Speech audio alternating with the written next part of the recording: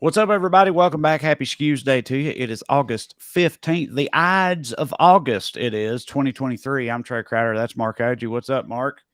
Nothing. Trade has been dealing with air in my apartment. Our central AC has been pouring water for like a couple days, Oh, no. like like a gallon or two a day, just running out of the ceiling. We're collecting in a bucket, Out of the and vents? out of the main vent from the central AC, Yeah. right? And we filed a couple work orders, no response. Then we get the end of those one of those notices they're going to be coming in the unit to show it to like whoever holds the mortgage, and they immediately fix it. I'm like, Right. goddamn landlords rule. It's like Yeah. it's fixed now. I love landlords. A couple things before we get to the show.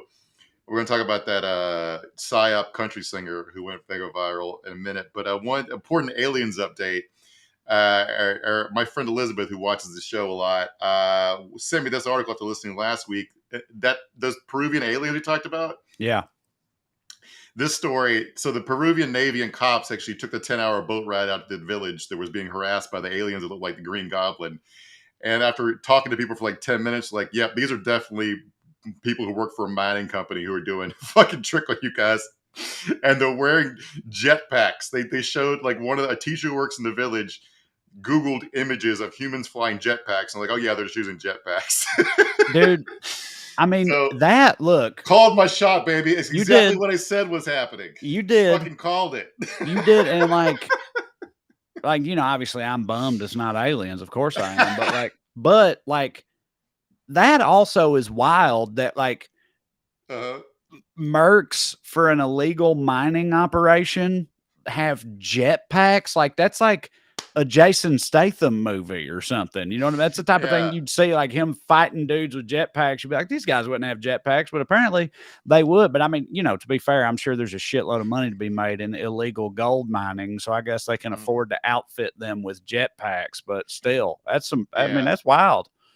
Yeah, I was just dying. I was like, fucking, of all the things they do in the Amazon, this is like one of the less evil ones. So I'll give them, at least they're being creative instead of just killing everybody. But I imagine that's probably step 2 of this plan is to start killing people. But I just they're doing a Scooby-Doo plot, man. This is a fucking, how do we get these people to leave this amusement park? I'm going to pretend to be a ghost. It's like, it's like we said last week. I wonder if they were like what you just said. Like we got a plan. We're going to pretend to be blank. And I wondered last week if they decided to pretend to be that mythical monster that they have there, that we talk Paracalus or whatever it was, like and it's funny to me thinking that was their plan. We're like, we're going to make them think it's this Bigfoot thing they got or whatever. And then they were like, fucking Green Goblin, they're aliens or whatever. And then these guys are like, I didn't see that coming, but I guess we'll take it. It reminds me of the CIA op in World War II in the Philippines. The main resistance force against Japanese occupation were the Hooks, who were like a communist like guerrilla group, and they were getting too powerful when it wasn't CIA yet. It was like whatever the precursor intelligence agency was, but they didn't, when they knew America was going to retake the Philippines, so they didn't want to actually have to fight the Hooks too. They didn't, so that to diminish their numbers, they spread rumors that these vampire-like creatures that lived in the jungle were killing people, so people would be afraid to join the communist militias, and they would catch stragglers and drain them of their blood and hang them upside down. Jesus. And it worked. The CIA was bragging about that as a successful operation on their fucking website.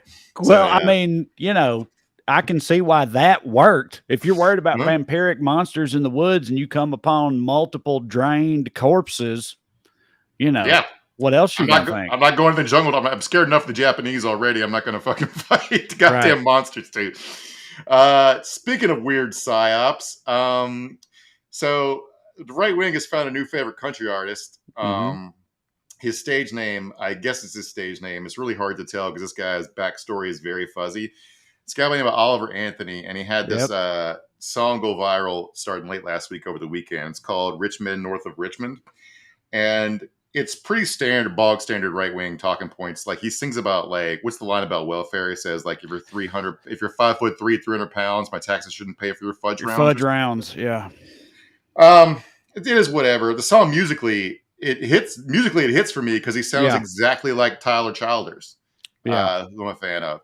But it started asking all these questions because how does a guy go super viral like this? Like it sort of happened with Lil Nas X on TikTok, but Lil Nas X was working at it for years, right? And this guy, he's near where I'm from, if you believe his backstory, Farmville, Virginia, which is like about Yeah. 30 minutes So from my I mom's house. thought like I laughed at it at first because I didn't even know people were calling it a psyop or astroturfing or anything. And I read the art, like one of this Rolling Stone article first came out about this guy, and it just said that he identifies as a farmer from Farmville, Virginia. And like Mm-hmm. that was funny to me. Like that sounded fake. I was like, yeah, I'm from Queer City, Tennessee. That's where I'm from, you know. Uh, Uh-huh. but That's a real place. so you quickly informed me you're from the Farmville area, so it's a very real place. Yeah, my sister went. There's two colleges there: Hampton-Sydney University and Longwood College. Hampton-Sydney, I think, used to kick Drew's ass in football. He said. That Uh, sounds right. uh, so, like my mom taught Longwood. My sister went. My mom went to Longwood too. It's in Prince Edward County, which you might have heard of as one of the three bad guys in Brown versus Board of Education. They're one of the towns that shut down their school system instead of integrating. So it's a nice place to be from. I'm proud to be from there, as you can tell. So Oliver, this guy, he claims to be a libertarian, and he says this song is about human trafficking, which it sort of is. Like there's a vague allusion to Epstein's Island. He has a Wikipedia page which was just created yesterday. The song is supposedly written by a guy named Christopher Anthony Lunsford, who's either this guy's real name or whoever really wrote the song. But his backstory is he was like a depressed drunk alcoholic until 30 days ago when he prayed to God to give him a music career and he'd get sober, and then this happened. But side note, he put out another new song since this one. It's all about smoking weed and how Virginia hits. So that song I actually enjoyed that song. But like, so he had a God fun really weekend. came through, by the way. Yeah. Not like sorry to all Yeah. those pediatric bone cancer patients out there. God had to make this guy hit. Yeah. Country music. Yeah, God really made it happen for him fast. He had a fun weekend. He played a farmer's market in North Carolina. There were in a town of 600 people, but 1,000 people came out to see him. So he's really hitting right now. He's having a moment. But the order of events here is very confused and weird because he went mega viral instantly. We're talking millions of hits in a matter of hours. Yeah. He was being pushed by the guys like Matt Walsh and Ben Shapiro. And this guy named Jason Howerton, whose job is he's a CEO of a company called Reach Digital. He's like a Christian marketing guy. He was involved in helping make this video and make it go viral. And he says, according to him, quote, someone reached out and asked him to come record a song for his YouTube channel. So he's saying that Oliver didn't write the song. But either way, it was definitely pushed. The question is if it's just normal music business bullshit, right? Or is it like culture war bullshit? Or since that's a grift too, what's the actual goal here? Is this guy being used? The thing is, if it's a grift, it's like, who's the mark here? Well, right? So over on the Well Read podcast, part of the Extended Skew universe, me, Corey, and Drew have been saying for years now, talking about like the difference between like, you know, Tyler Childers and Sturgill Simpson, Jason Isbell and Chris Stapleton, and all those dudes, and like Nashville country, right? Mm-hmm. And the big like gulf there and how much Nashville country sucks and how these guys are legit. We've been saying for years that at some point they're gonna like Nashvilleize a version of that, right? Like that they're gonna like manufacture in a studio sense a version of the Americana thing and try to, you know, capitalize on that. And I'm not saying that's what this guy is, but like I'm saying it, like you said, it might just be music industry bullshit. Like I could totally see that, you know, because we've been sort of expecting something like that to happen for a long time, you know, to try to capitalize on the affinity for Americana music, as they call it, which I've always said Americana music, as far as I can tell, is just country music that's good. That's what we call Americana now. Yeah. So the question is like, when I say normal American music industry bullshit, is it like Taylor Swift pretending to be from a farm, or Jay-Z pretending that he was an interstate drug trafficker, Vanilla Ice pretending he's from the mean streets of Miami, he was like from a suburb of Dallas, or is it like, you know, the CIA helping the Scorpions go viral with Wind of Change? It's like, I don't know. But like all this stuff, like payola goes back to the beginning of time in the music business, where record companies have paid DJs to play songs, and that's kind of looks like what they did with Jason Aldean's song, pushing that to number one. He had the top 3 songs on Apple Music. This guy did, and he only has like 2 songs. He has his 2 songs, but he has the top 3 songs, and I don't fucking know what's happening here.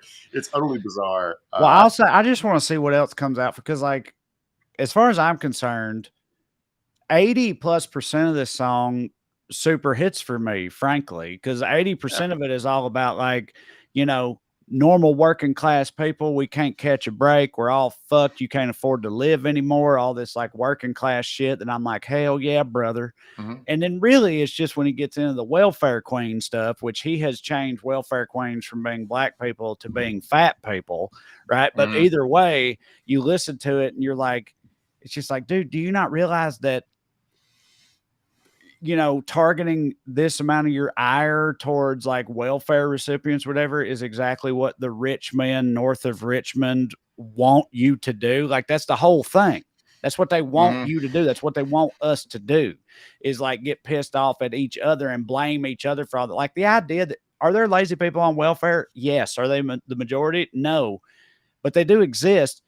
They're not a fraction of the actual problem, that contributes to the high cost of living and the working man struggle emanating from the rich men north of Richmond. It's not their fault. So that part is just like, that's just falling into their trap as far as I'm concerned, like, Drew, and that's why I don't like it. Drew said this to me the other day, is like, it's kind of funny that you got a guy being like, I make $25,000 a year, and the reason I can't afford to get ahead in life is because of taxes. It's like, buddy, you're not paying enough in taxes. Like, if the government gave you, like, let you get off scot-free, you still can't afford a fucking house in this country on that, in most parts of it anyway. Right. So, that's a good point. The idea that like taxes in general are the problem. Like, no, taxes could be the solution if they were taxing the right people. You know what I mean? Yeah. At a commensurate level, then like taxes would solve all the problems that you're worried about, Massachusetts just passed a millionaire's tax, like a 4% tax on millionaires, and gave every kid free lunch and free breakfast. Free lunch, yeah, free lunch for all the kids, right? Yeah, like that might help those working class kids get ahead. Anyway, like this guy's also, like, it came out today, someone went through his YouTube playlists, because that's basically the only thing that's public about him, and it's a bunch of like 9/11 was an inside job bullshit and anti-Semitic conspiracy theories. So he's already been milkshaked. Yeah, it's already been milkshake ducked. So there you go. Well, it's funny that like the whole 9/11 being an inside job thing, that's like, I get that like all conspiracy theories are wrapped up together now or whatever, but like, I'm super huge liberal queer or whatever, and I've said on the show before, I like smoked too much weed one night and watched Loose Change on YouTube, and I was like, fuck, 9/11 was an inside job. You know what I mean? Because like, to me, the villain was like George W. Bush did 9/11 or whatever. Right. It's like, yeah, he totally did. It was but you got to remember, when you see the world the way these people do, like, one, it took like 15 minutes for the Bush did 9/11 to get around to all the Jews called in sick on 9/11, right? Yeah. And then it's like they all think everything's the same. It's all the politics you see on TV is all the TV show, and it's really the new world order. They want a one world government run by the Zionists, and so like it takes like 5 minutes for any conspiracy theory to get boiled down to anti-Semitism, or aliens. Yeah. Mark, I say it all the time. Let's not wrap aliens up in this, okay? That's a different thing. All right. Well, moving on, producer Matt is with us as always. This is Weekly Skews. Before we continue, I want to remind y'all of a few things. Number one, if you'd like to see me perform live, go to TreyCrowder.com, get your tickets. I'll be in Burlington, Vermont this here weekend, Austin after that, and then a whole bunch of big Ohio run, a lot of things coming up. Come and see me. Go to TreyCrowder.com. Also, at TreyCrowder.com, you can find a link to pre-order the book I wrote with Corey Ryan Forster, our senior Georgia correspondent. It's called Round Here and Over Yonder. It's a comedic travel guide, and if I do say so myself, it's pretty damn funny. So yeah, pre-order that. Get you some of that action. Lastly, if you enjoy this program and would like to show your support, you can do so by signing up on Patreon. You can go to weeklyskews.com/more, or you can go on Patreon and look me up. Either way works. $5 a month gets you access to full-length bonus episodes. Like we just did a 2-week-long Q&A where we answer the burning questions from you, the skewers. But we also cover things we don't get to in the main show or just things we want to talk about. It's a lot of fun. So you can get access to that and support the show in the process for $5 a month. That's right. weeklyskews.com/more. Go on Patreon. Get some more skews in your life. Now, as for the show tonight, as Americans, we've all come to expect that every other week or so, the former president will be hit with a new series of increasingly nefarious charges. And this week was no disappointment, as Georgia prosecutor Fani Willis has levied a bevy, she did, of new felonies against Donald Trump and his co-conspirators. It's pretty wild. We'll talk about it all very shortly. Involves demon babies. Yeah. So, yeah. Mm-hmm. Yeah. You thought it couldn't get wilder? It always can. That's America in 2023. But first, before we get to that, let's do the Daily Dumbass. Matt, graphic, please. Tonight's DD, anyone who won't vote for Ron DeSantis in exchange for a boiled egg sickle. Let's watch whatever this is.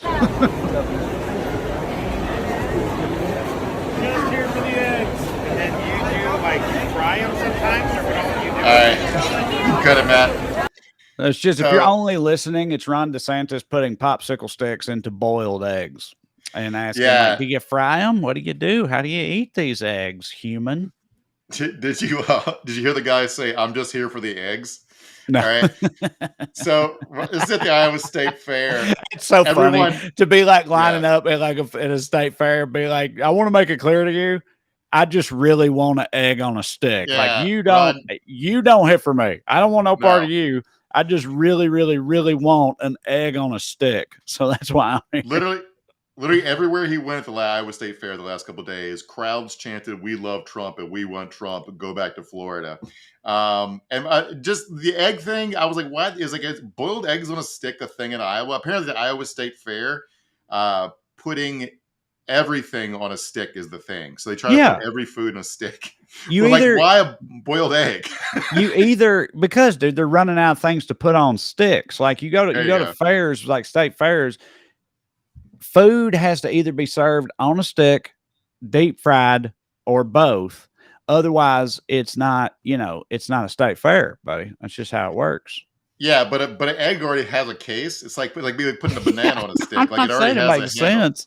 So yeah. I looked it up. The Iowa State Fair is bragging about how they have over 70 foods on a stick. So everybody get out there to the Iowa State Fair. Let me know what other kinds of foods. Well, let me tell you. I'm gonna tell you right now. Here's the type of trash I am. If they could, what you do is you cut the egg in half. You make like deviled egg filling, and you put it back in the egg, and then put the egg back together, and then batter and fry that so it's like together.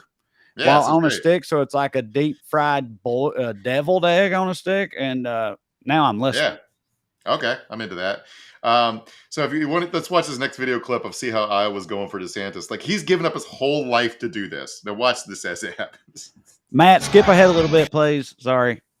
Because it's playing music. It plays music. Wait till they go to the state. Here you go. There you go. Okay.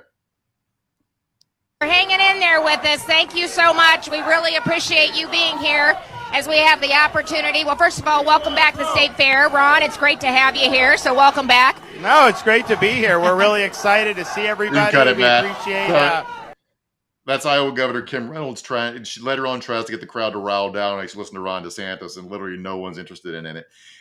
There was a Slate did an article where they interviewed a bunch of political consultants, a lot of them Republicans, to try to figure out like what they would do if they were advising Ron DeSantis. And universally to a person, they had two suggestions. One was quit. Yeah. And two was become a different person. Yeah. Right. Yeah. So quit. Yes. Everyone hates this motherfucker, and it's driving him kind of insane. Here's a reporter asking him about his unpopularity, and where he turns into the Joker pretty much immediately. Today, your poll numbers behind President Trump have been pretty substantially behind. And you not here. Wait. Hold on. Keep going. To me, the best part is the very end, dude. Like, it's like, does he say not in here? Is that what he says? Not in Yeah, here. he says your poll numbers are pretty bad relative to Trump, and he goes not in here and does Not that in here. weird inhuman Not in here. laugh. Ha, ha, ha, ha, and this weird fake laugh, and then at the very end, where Matt's got it paused right now, he just like you can just see the existential crisis on his face. Like I mean, it's classic, dude. He can't like he did an interview, him and his wife Casey, where they were trying to humanize him, and she was going on and on about how great of a husband he is, and honestly, she was the Oscar for it because her anecdote about what a loving husband he is was when she had cancer, he picked up the kids from school. Oh, that's heroic. And she said he picked I do that all the time, and Katie ain't even sick. I need to get there and get on her ass. Like, what you got me doing this shit for? You ain't dying, goddamn. She also phrased it as he picked up my kids from school and then started crying. That's weird. And I was like, oh my God. And then the reporter's she was talking about the children they have together, and she said he picks up my kids. That's super weird. That's not a normal thing to happen. I know you don't have kids, but like that's right. That's very odd. It's a tell that I know governors are busy, but it's a tell that he's a very involved father. That one time he picked up his kids on the occasion she had cancer, and she refers to them as my kids. But anyway, so Trump, there's another thing that happened where Trump's team in Iowa has been wearing merch that says back-to-back Iowa champs 2016, 2020. And DeSantis has taken offense to it because Trump did win the state in the presidential election, but he very famously lost the primary to Ted Cruz in 2016 and then claimed, wait for it, Ted Cruz stole it from him. All right. So that was his first bout of election theft, was the very first claim of election theft was the first primary of his first run for political office. So there's a bar where I guess DeSantis' team and Trump's team was hanging out, and they almost got in a fight over the back-to-back Iowa champs 2016, 2020 merch. There's like screaming at each other and throwing shit. And I'm like, you're the same people. Right. It's like very much the narcissism of small differences here. And they just hate each other because they're in their way. And it's very, very fucking weird. And but I mean, dude, you knew it would be like that. You know what I mean? Right. I mean, we were talking about that for a while. Like, I couldn't wait to see them at each other's throats because you knew that's how. I mean, you're right; they are essentially the same people, but you knew that it would be like this because it's like you're either Trump or you're not. You know what I mean? I mean, that's the whole deal. But yeah, I didn't. I mean, we like months and months ago before we really got into it with the polling and all this stuff. Before he really rolled his campaign out. I mean, I really thought that DeSantis and Trump was going to be like a bit of a slobber knocker. And I feel like a dipshit now because he's just getting rocked, dude. Like which I'm enjoying. Obviously, I don't want Trump to end up, doing anything in the long run, but I do like seeing DeSantis flail the way he is because it's pretty hilarious. Yeah, Trump actually polls better than DeSantis versus Biden, so it's pick whoever you want to root for, go for it. But I did mainly this just makes me feel sorry for the people of Iowa. You're just trying to go to the state fair, take your kids down there, ride a little tilt-a-whirl, and eat a boiled egg on a stick. And not only have to put up with all this shit going on, but you also have to. That's a good point. I took my sons to the California State Fair earlier this summer, and there wasn't no politics shit going on the day we were there. And it would have really, that would not have hit for me if it had even Gavin Newsom Democrat shit. I would have been like, well, why are we doing this here? This is like, we're here to eat fucking corn dogs and, ride tilt-a-whirls and stuff. Ain't nobody here for this shit. I read that there were 14 presidential candidates at the Iowa State Fair this weekend. Yeah, because Iowa's right.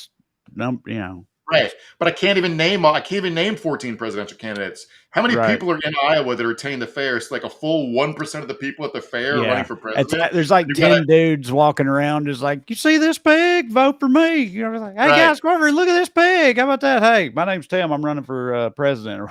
Like, ain't no way they all were drawing crowds.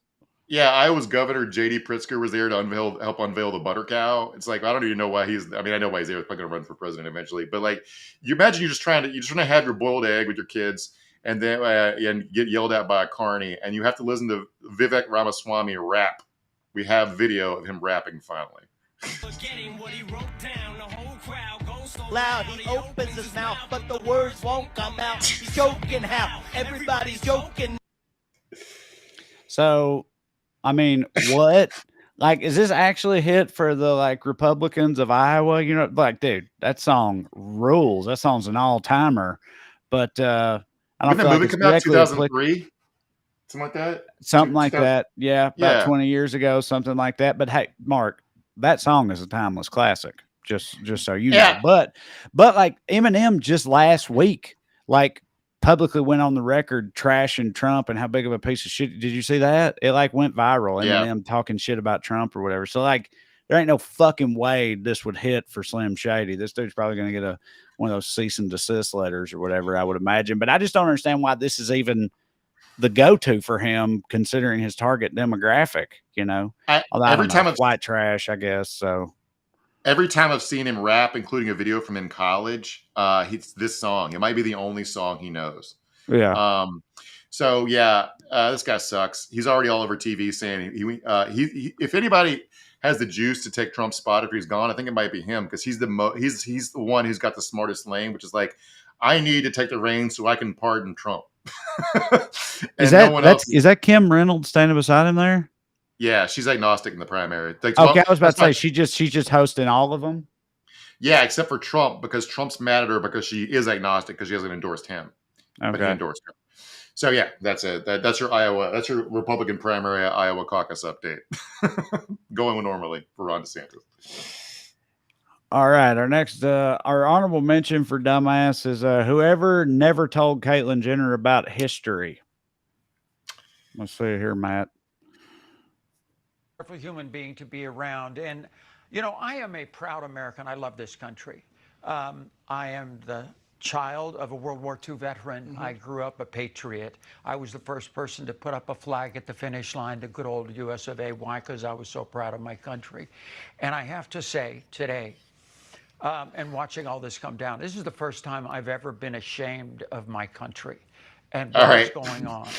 So this woman lived through the Vietnam War, the My Lai massacre, Watergate, Iran-Contra, Abu Ghraib, Gitmo, and Trump getting indicted is in Georgia for the fourth time is the first time she's been ashamed. Also, she's currently living through shit like the Bud Light boycott and stuff like that. You know what I mean? Like she's currently living through the active demonization of trans people on a very like large and public scale, you know, like, and that's totally good. I guess because it's like you know, I'm not trans, I'm Caitlyn Jenner, you know what I mean? Like OJ was with being black or something.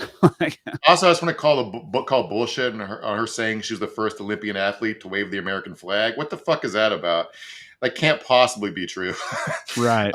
So anyway, Trump got indicted in Georgia last night, or the indictments came down, and people have sort of run out of steam, losing their mind. There's a lot of interesting stuff in here. Some of it we already knew. None of it's super revelatory, but there's lots of funny shit in here as far as how it was approached.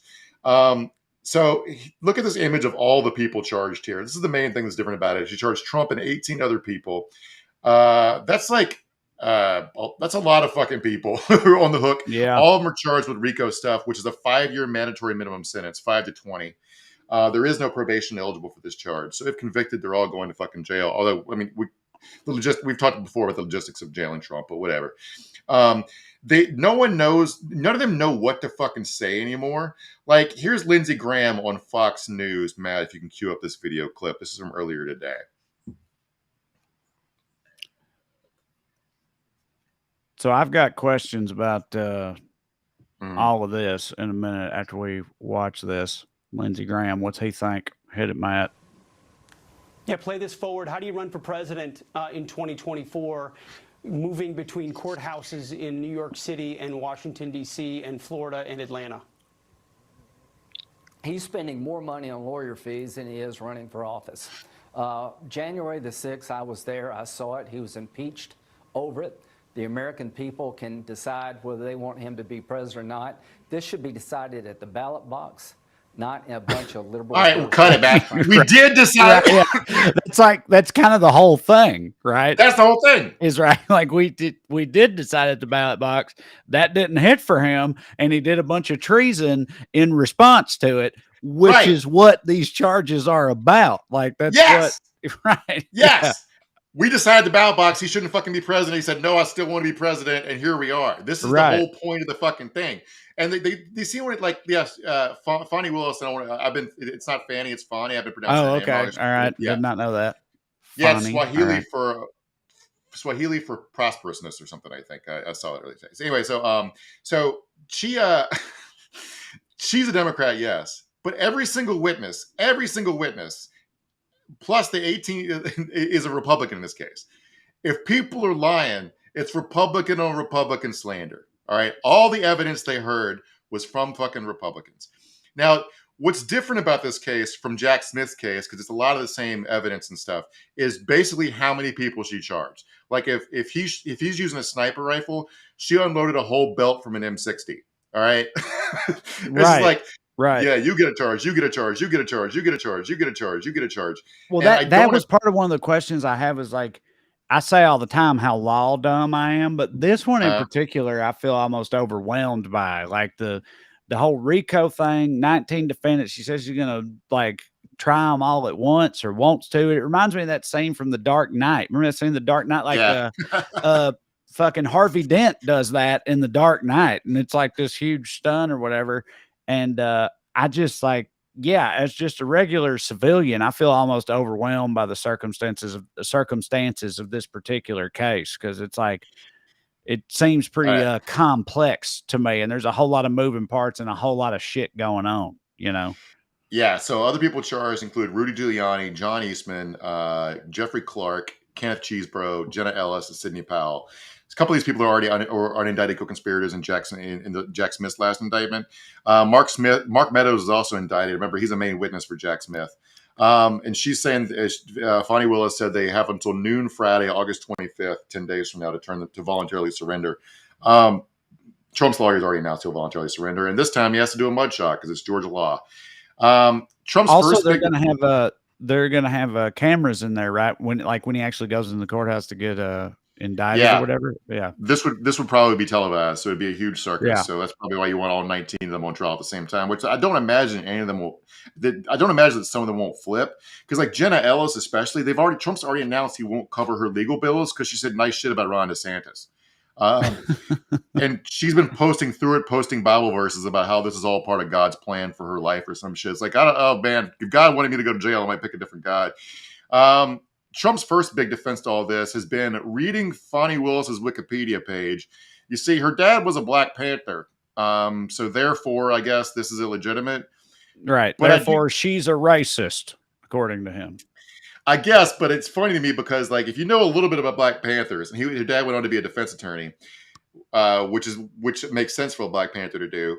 Sure. What doesn't make sense for a Black Panther to be proud of their kid is to become a fucking cop or prosecutor. Right. So yeah, I can't imagine. It's like, oh, her dad was a Black Panther. It's like, yeah, her dad was a Black Panther and a defense attorney. Yeah. And she's a prosecutor, and therefore, like, this is clearly all some big conspiratorial scam or whatever. But like you said, it's like those two things don't track. Well, it's just like you said, like everybody involved in terms of like providing evidence and witnesses and all this and they're all Republicans. And that's the case for like pretty much all of the felonies he's charged with, right? Like it's all Republicans. Like but like they keep saying it's the, Joe Biden's Department of Justice on a witch hunt to take down his political opponent and all this. And it's like, there ain't even no Democrats here. I mean, I get like a judge here or there or whatever, but it's like that. But I mean, none of that shit matters. Like they don't care about any of that. Right. I don't know. Yeah. So it is it's both complicated and simple as an indictment. All 19 of them are charged under the RICO statute, which RICO stands for Racketeer Influenced and Corrupt Organizations, the act.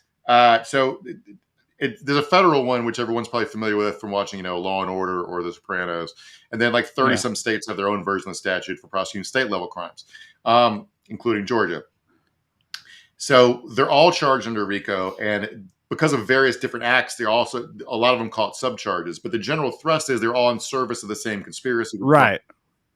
It was like a mafia thing, right? It was like a way to like, if you're part of a larger group or organization that's doing some nefarious shit, even if you didn't do this particular thing, you're part of the group that's doing all these things in service of this larger criminal act, which means you're all responsible for it, which is the basic idea when the mob was at its peak in its heyday, and like, the heyday is probably 20s to 30s, but when it's still very powerful in the late 60s, early 70s, that's when the federal government passed the first RICO statute.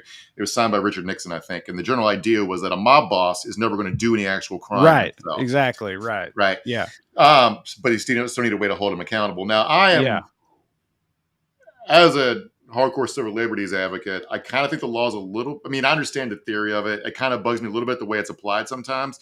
Because, like, Fonnie Willis was asked about this yesterday. She made the point, this is her 12th, I think, RICO charge she's brought since she's been in.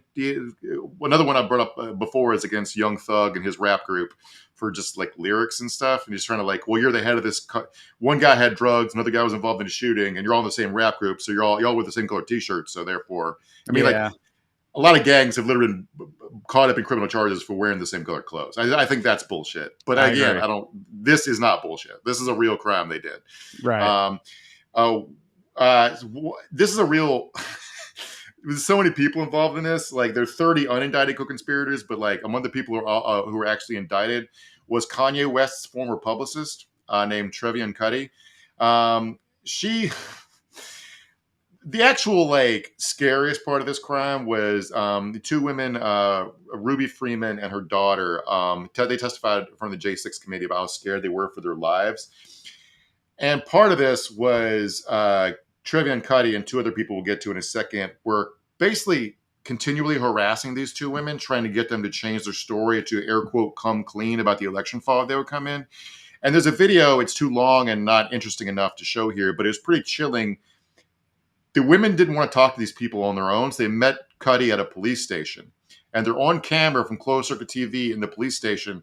And Cuddy's like, you need protection, right? You got to do this in order to be safe. Right. Your freedom is a shame if something were to happen to you. Right. It's a nice face you got there. I'd hate for something to happen to it. Yeah. Right.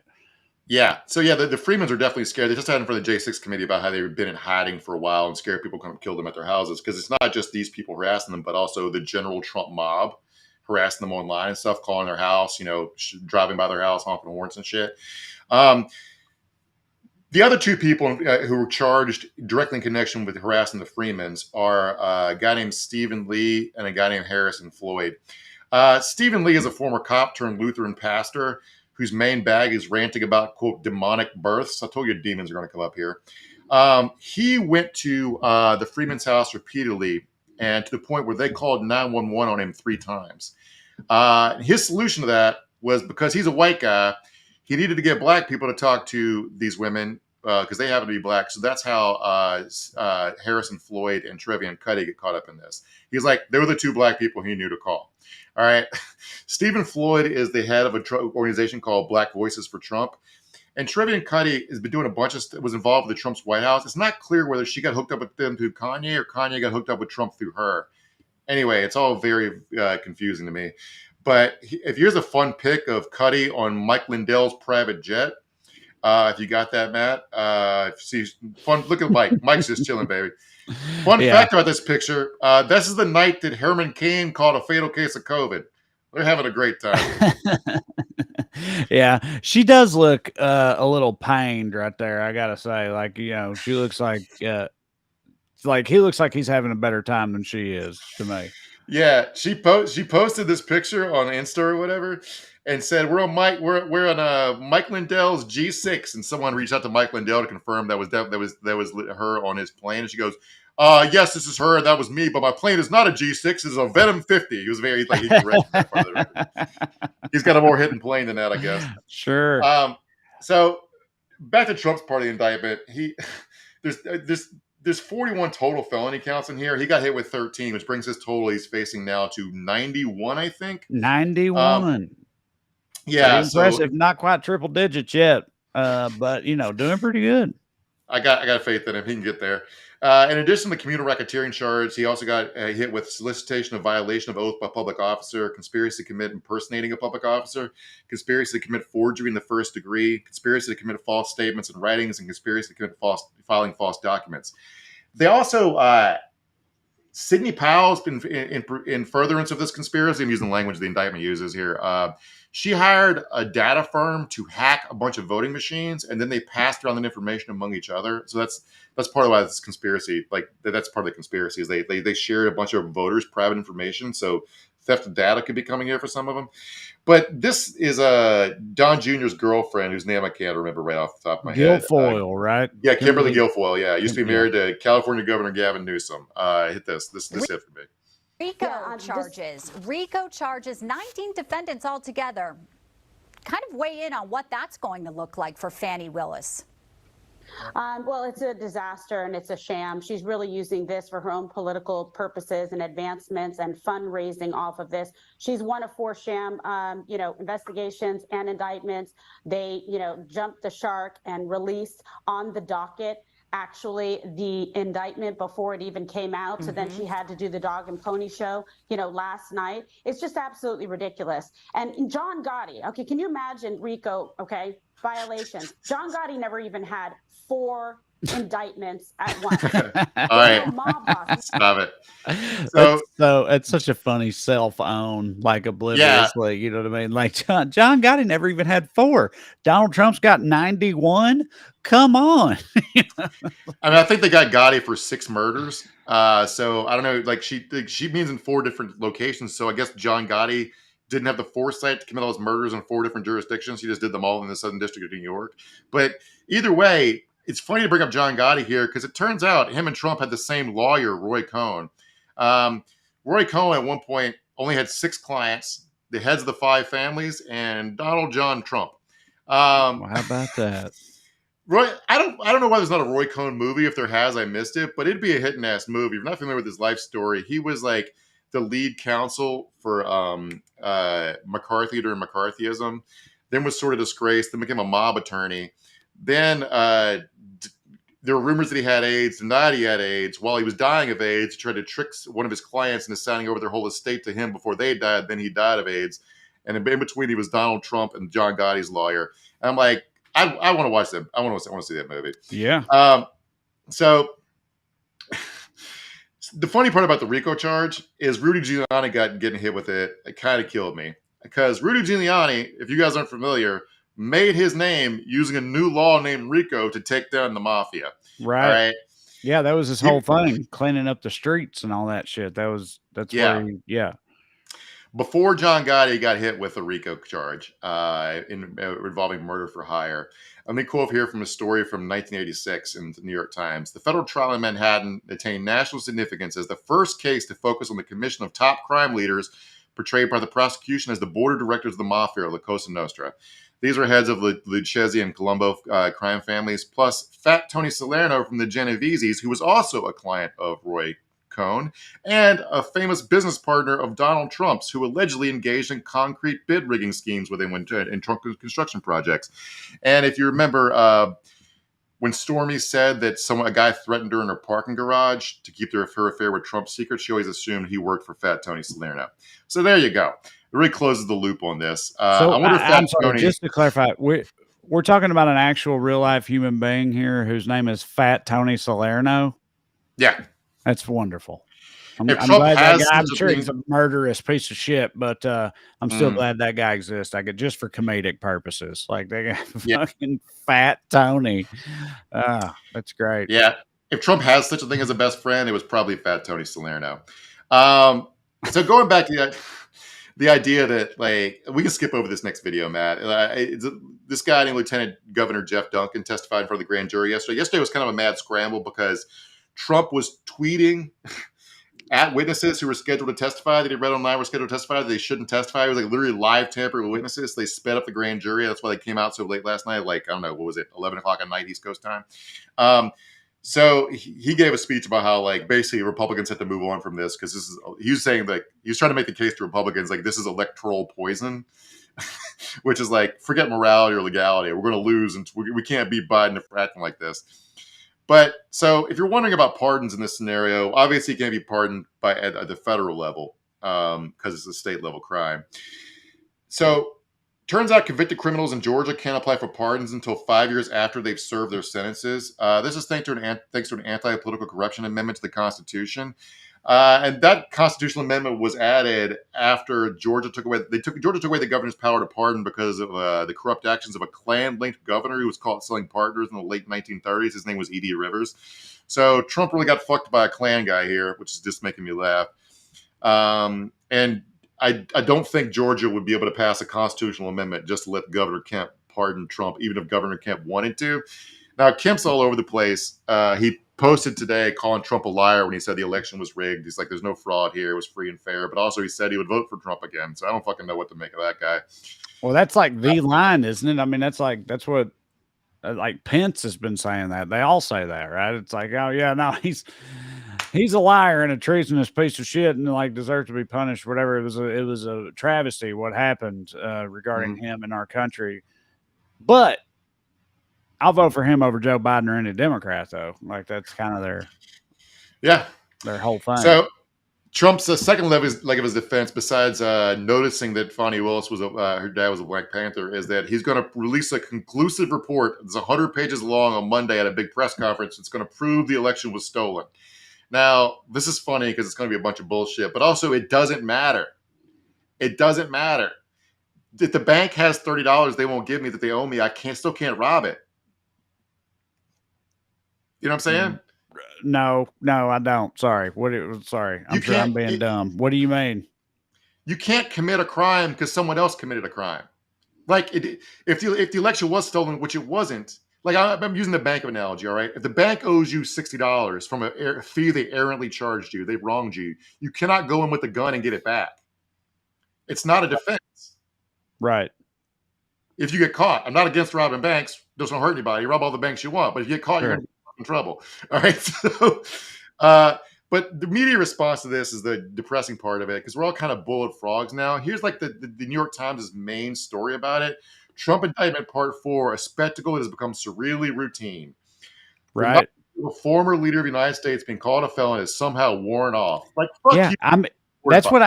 That's how I opened the show talking about. I was like, we've all come to expect every couple of weeks that he's going to catch some more charges or whatever. It's like, it just. Look, I'm allowed to be bored by it, but how is it news that you as a reporter are bored by it? That's not the fucking news here. Do you know what I'm saying? Like, the New York Times is like history's first draft of American politics. But is the news not, is it not, because I didn't read this actual article, is the news not that like, hey y'all, it's real wild that this has become routine? That's not what they're saying? Okay. But let me read more. But a country of short attention spans has now seen this 3 times before and grown oddly accustomed to the spectacle. The but preceding that after saying it's important. And then it goes, here, multiple prosecutors have now cumulatively laid out an alleged presidential crime spree of epic proportions. Yet, most Americans made up their minds about Mr. Trump long before prosecutors weighed in. Maybe they've made up their minds because all you do is both sides bullshit like this with no actual reality in it. Anyway, I found that fucking frustrating. But I wanted to talk about, like, they're saying, like, the same notes about this is like weaponization of the Justice Department and political prosecution, which is absolutely fucking not, because we watched all these crimes happen on television. Right. If you want to see what a political prosecution and in another form or persecution looks like, let's go to Marion County, Kansas for a second. Play a little bit of this video, Matt. Tonight, ABC News has obtained video of police raiding a small-town Kansas newspaper. The incident raising First Amendment questions. At issue, a tip a reporter received about a story the paper never published. Authorities are defending the raid. Tonight, the newspaper says its 98-year-old co-owner died one day after the raid because of the stress she suffered. More now from ABC's Faith Abube. All right, you cut it, Matt. So this is an insane series of events involving episodes of minor corruption, local political corruption, have led to sort of major political corruption. What happened was this little newspaper, the Marion County Record, run by a retired reporter and co-owned by his 98-year-old mother. They had a reporter trying to cover a political event at a restaurant that involved the local U.S. congressman named Jake LaTurner. at a restaurant owned by a lady named Carrie Newell. All right. The reporter was denied entry to this town hall meeting. They wrote a story about it. Newell went to her Facebook page, slammed the newspaper, causing a local controversy. All right. The newspaper got a tip that she had gotten a DUI in 2008, which might make her liquor license illegal. All right. They get on public records websites, verify this is true, but decide not to write about it after getting her to confirm or deny it. They weren't going to write about this. All right. But she's so pissed off. The reason they weren't going to write about it is because the publisher, his name's Eric Meyer, got the feeling they got this anonymous tip from her ex-husband. All right. And just didn't want to get involved in whatever's going on with them. Right. So she files charges against them for like theft of public records for just looking shit up. And the police chief gets a warrant, allegedly, even though no one's seen the fucking warrant, and goes and steals the computers and photographs and electronic records from this newspaper. All right. This is fucking wild. And now the whole world knows that Carrie Newell got a DUI in 2008, which is the information she was trying to suppress. And one of the craziest examples of the Streisand theory that I've ever fucking heard in my life. Right. Yeah, dude. You're talking about a middle of nowhere, tiny little Kansas paper or whatever. Like no one on earth ever, other than the 78 subscribers there in buttfuck Kansas or whatever, would have ever heard this. But now, like, we're talking about it, and we're a huge huge show with a massive reach, right? And that never would have happened. But yeah, no, you're right. Like, made it so much worse. Nobody would have known. It gets even weirder and worse because this became a national story, because there's nothing more that reporters like talking about more than First Amendment freedoms and other reporters being harassed. Is he did a bunch of interviews, Eric Meyer. All right. And by the way, a couple of this element of the story that's really sad is like when his house got raided too, because it wasn't just the newspaper office. When the knock at the door happened, he thought it was his mom's Meal on Wheels delivery.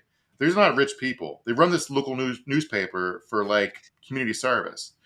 Yeah. And she didn't eat or sleep for 2 days, and then she died. Now, I'm not going to say the cops are responsible for this death of this 98-year-old woman, but at a minimum, they made the last 48 hours of her life stressful and miserable. So fuck them for that. All right. But another part of this backstory that would have never been public is that the newspaper had gotten a tip that the new police chief had left his last job because he was suspected and had been accused of like sexual improprieties on the job. Right. So the newspaper was trying to report that out, but couldn't get to it. But they suspect that the police chief wanted to raid them and steal their computers so he could find out who their source was for that. And now they know that. Yeah, right. Now the whole world knows this police chief named Gideon Cody, fuck you, was left his last job because of sexual impropriety. Yeah. So, which again, no one ever would have known on any kind of grand scale, but now people do. Right.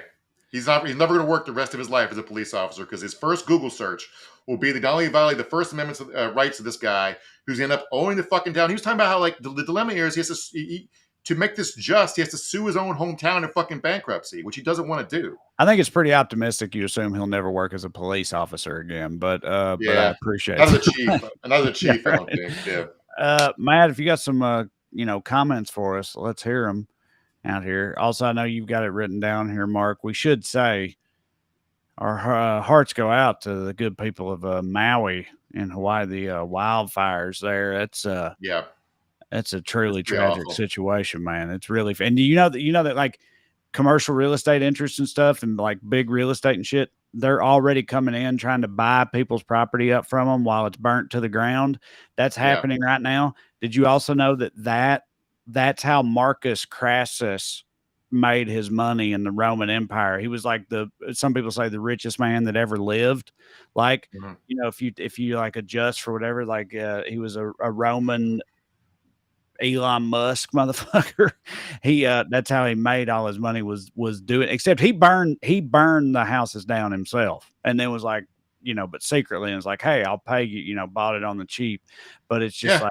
like, but that's happening in real life right now to people in Hawaii, and it's. Yeah, I mean, it always happens when what's the old expression, when there's blood on the ground by land? I mean, that's what New Orleans is all like, condo developments after Katrina, Yeah. Ken Saucer says, how's the strike going? I heard from a little birdie, Mark, that there might be a sliver of light at the end of this tunnel. That's what I heard, like coming up soon, but we'll see. The studios made their first actual counteroffer on Friday, and the guild's going back to them tomorrow, I think. They started with the writers for some reason, so I'm not sure. Right, and the Writers Guild is split. There's the Writers Guild West and Writers Guild East.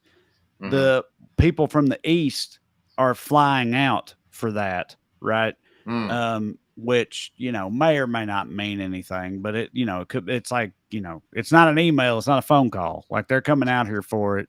And, people didn't start losing their minds when they looked at the counter proposal. So like, there is some optimism out there, but yeah, there hasn't been. There's also like the stuff you read in the online or the trades or newspapers. Those are all studio sources, so take them with a grain of salt, because the guild doesn't snitch. They don't talk during the media blackout, so because they don't think it helps. Yeah, the studios have hired a new PR firm. They said they're prepared for it to go on months. I don't know. It's 6 of one, half dozen the other. But they also just started posting full episodes of new TV shows on TikTok, which no one factored into any of the contracts. So I don't know what to do about that. Les Karn says we're all sitting ducks without local newspapers. Yeah, I got to say, the Citizen Statesman in Salina, Tennessee, still going strong after all these years. Although they've never put me in the paper, which is fine, I guess. But it is a bone of contention for me. Like, when we got a Subway sandwich shop, that was front page above the fold news, right? My buddy James, who's also from Salina, he was on NCIS, right? That was also front page news. I've been on HBO 3 times, not a peep. I don't know what that's about, but anyway, I'm not bitter, Mark. It's fine. I don't hold a grudge against the Citizen Statesman or nothing. I'm glad they exist. But anyway, what were you gonna say? I was gonna say, yeah. I mean, there was a scandal out here with some town in Orange County got caught. They were paying all their city councilmen and their city manager like $300,000 a year or something, and nobody noticed because there was no local newspaper. So like, the city council usually pays like $20 a meeting in most cities, so it's a pretty big difference. Rich Sackett says profiting off the misery of others is as old as time. Yeah, you're right. Yeah, the misery of others super profitable, dude. Most of the like huge accomplishments in human history was like just slaves, just having slaves. Like that's So I mean, yeah, you're 100% correct, Rich. That's our oldest tradition, arguably. A big innovation. Yeah, I mean, like if you mainlanders want to help Hawaii, this is Jason Ziha. If you mainlanders want to help Hawaii, go to Florida on vacation, leave us the fuck alone. Yeah.